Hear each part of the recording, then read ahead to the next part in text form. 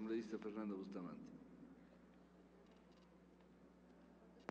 Muchas gracias, señor presidente. Quisiera intervenir primeramente con un tema que, si bien no es pertinente al debate que se está realizando, creo que es pertinente a nuestra condición de seres humanos, y solo voy a tomar un minuto. Yo quiero hacer simplemente un recordar al pueblo de Haití. Me parece una pena que a nadie de nosotros se nos haya ocurrido presentar una resolución hoy día solidarizándonos con ese pueblo tan sufrido, tan pobre, tan desheredado, a quien el destino, encima de todos sus males, manda semejante catástrofe.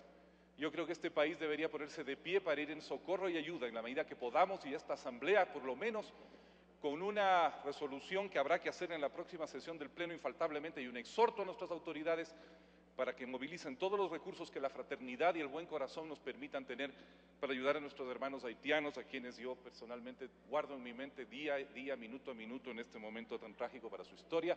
También agradeciendo a nuestros soldados, 60 soldados ecuatorianos se encuentran en Haití en este momento trabajando arduamente, gracias al cielo, todavía indemnes ellos, trabajando con todo su corazón y su esfuerzo para resolver los problemas enormes que esa sociedad enfrenta en este momento. Un saludo para esos 60 bravos soldados ecuatorianos que realizan la más noble de las labores, la labor de la paz y de la humanidad en aras de nuestros compatriotas haitianos. Gracias, señor presidente. Quiero referirme al tema de este debate. Hay algunos aspectos del informe de mayoría que me merecen cierta preocupación y yo quisiera referirme a ellos. En primer lugar, quisiera referirme al artículo 9 sobre la tramitación de la iniciativa popular normativa. Creo que hay un desbalance o inequidad en la forma en que se plantea el proceso que afectaría en cierta manera la soberanía, la dignidad y el ámbito de los cuerpos de los órganos normativos correspondientes, eventualmente los consejos municipales, provinciales o incluso la propia Asamblea Nacional. En esta forma, como está planteado aquí, si la propuesta ciudadana es aprobada por el órgano normativo, imaginemos la Asamblea Nacional en el caso de una propuesta de ley, la iniciativa ciudadana se da por aprobada, pero si es negada, todavía los proponentes de la iniciativa tienen la oportunidad de recurrir a la consulta popular. En otras palabras, el mensaje que se está dando es de que la iniciativa ciudadana tiene una presunción de aprobación adicional, un sesgo. Si la Asamblea aprueba, aprobado está. Si la Asamblea no aprueba, todavía tenemos que ir a una consulta popular. Con lo cual casi se hace oficioso que el órgano normativo, sea este el Consejo Municipal o el Consejo regional o provincial o la propia Asamblea Nacional, voy a retener la Asamblea Nacional como ejemplo, que si la Asamblea Nacional niega una iniciativa, todavía no es suficiente. Es casi inútil. Yo diría que prácticamente se está terminando en la figura siguiente del capítulo segundo, del artículo 10, la consulta popular vinculante. ¿Por qué no ir directamente a la consulta popular vinculante si el paso por el órgano normativo está sujeto a que el resultado, aprobación o improbación, determine si hay o no consulta? Creo que eso reduce ya más todavía la autoridad, el prestigio y el lugar que deben tener los órganos normativos. Yo no pienso que la democracia participativa tiene que ir en desmedro, erosionar o socavar el lugar de la democracia representativa, que después de todo es la expresión de la voluntad ciudadana general y no solamente de tal o cual grupo particularmente interesado en los temas. Primera observación que yo quisiera realizar. En segundo lugar, en la tramitación de la reforma constitucional popular, creo que hay un defecto que puede dar lugar a un vacío jurídico importante. En la propia ley establece una serie de materias en las cuales no debe permitirse que esta iniciativa de enmienda o reforma tenga lugar. Ejemplo, ¿no es cierto? No puede alterar en su esencia fundamental el carácter y elementos constitutivos del Estado, restringir libertades, derechos y garantías, etcétera. Imagínense que alguien proponga, por ejemplo, algo tan disparatado, por decirlo, como que se establezca la hoguera para las personas acusadas de brujería, ¿no? Pero ¿quién hace ese control? El artículo no establece, el artículo 14 no establece algo que debería ser obvio en ese punto, que sería el control constitucional previo. O sea, debería haber un filtro adicional al Consejo Nacional Electoral. Yo sugiero que en el artículo 14 se establezca que la iniciativa, una vez que tiene las firmas y que el Consejo Nacional ha dado, digamos, paso en cuanto que cumple las condiciones, sea sujeto de control constitucional previo. O sea, que la Corte Constitucional diga si en efecto cumple los requisitos y limitaciones que establecen artículo 12 y artículo 13. Ese sería mi segundo comentario y observación. De lo contrario, estaríamos dando la posibilidad de un vacío muy complejo. ¿Quién determina si es que la propuesta es o no es conforme a las limitaciones que me parece adecuadamente establecen los artículos 12 y 13?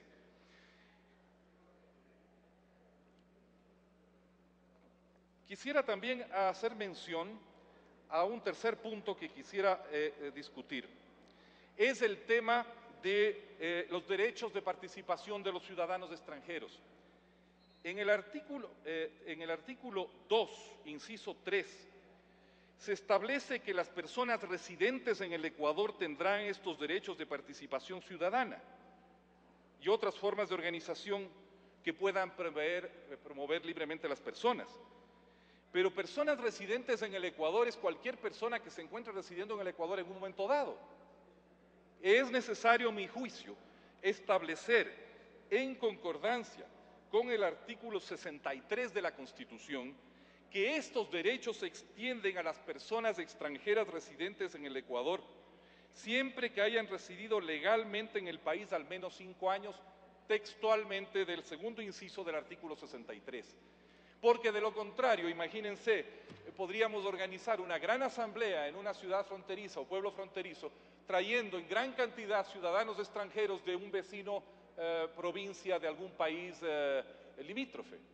Entran por el día de la asamblea y se van, participaron. En el momento de producirse la asamblea, residían en el territorio nacional, estaban físicamente en el territorio nacional y no se les podría limitar la participación. Es un caso extremo el que planteo, pero ciertamente me parece que es necesario precautelar, estableciendo en sindéresis con la Constitución que estos derechos deben ser exactamente regulados de la misma forma en que se establece el derecho a voto de las ciudadanas y ciudadanos extranjeros. Finalmente, señor presidente, quisiera hacer una pregunta tal vez para la comisión y estoy refiriéndome al informe de mayoría. En el artículo 42 se dice que el funcionario público que intente condicionar o condicione la posición político-partidista de las organizaciones sociales o individuos receptores de recursos será sancionado de acuerdo a la ley. Tal vez es una pregunta de neófito, pero ¿cuál es esa ley que va a sancionar? ¿Dónde está? ¿Qué ley es esa que va a sancionar al funcionario público que establezca esas formas de discriminación? Respecto a la interculturalidad, es necesario hacer una precisión. En el artículo 62, como criterio para la entrega de fondos de participación, se guiará por los siguientes criterios y establece el quinto criterio, la interculturalidad. Pero yo me pregunto qué pasa, por ejemplo, en una circunscripción donde no existe sino un pueblo o nacionalidad, donde no existe interculturalidad. Por ejemplo, imaginemos una población en la provincia de Esmeraldas, donde toda la población pertenece al pueblo o nacionalidad chachi. ¿Cómo se le podría pedir a esa gente que sea intercultural en sus proyectos o en su forma de autogobernarse? Es necesario clarificar este punto, estableciendo la salvedad necesaria para aquellos casos en que no es aplicable el criterio de interculturalidad. Y lo mismo con el tema de equidad de género. ¿Qué pasa con las organizaciones de mujeres? ¿Tienen que tener equidad de género en sus directivas?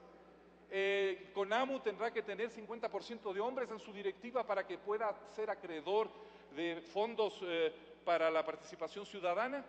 Es necesario precisar estos casos y establecer las cautelas necesarias. Lo mismo con la equidad generacional. Y un grupo juvenil, por ejemplo, un grupo de jóvenes que se organiza para alguna actividad propia de la cultura juvenil, ¿tendrá que tener entre sus directivos un 50% de personas de mi edad? Me parece que no es ese el sentido que se le quiere dar, pero será necesario en la redacción clarificar este punto para evitar luego trastornos cuando una persona de la tercera edad establezca, por ejemplo, algún tipo de reclamo por el hecho de no estar en la directiva de los Latin Kings o alguna organización por el estilo. Finalmente, señor presidente, muchas gracias. Quiero hacer una pequeña acotación en el tiempo que me queda. Un minuto le queda. Sí, es muy sencillo. Yo creo que en la redacción de la ley necesitamos solamente tener una cosa muy presente. La participación, siendo necesaria al desarrollo y profundización de la democracia, veo que a veces en el texto hay una tendencia a pensar que la verdadera democracia solo se logra mediante la participación ciudadana. Y yo creo que el texto debemos revisarlo cuidadosamente para equilibrar el hecho de que la representación política es también una fuente, es tal vez la principal fuente de legitimidad democrática. Si nosotros no siguiéramos ese principio, estaríamos poniendo en duda el valor y tal vez la importancia del propio mandato que nos tiene aquí reunidos a los 124 y a las 124 personas que hoy día legislamos. Muchas gracias, señor presidente.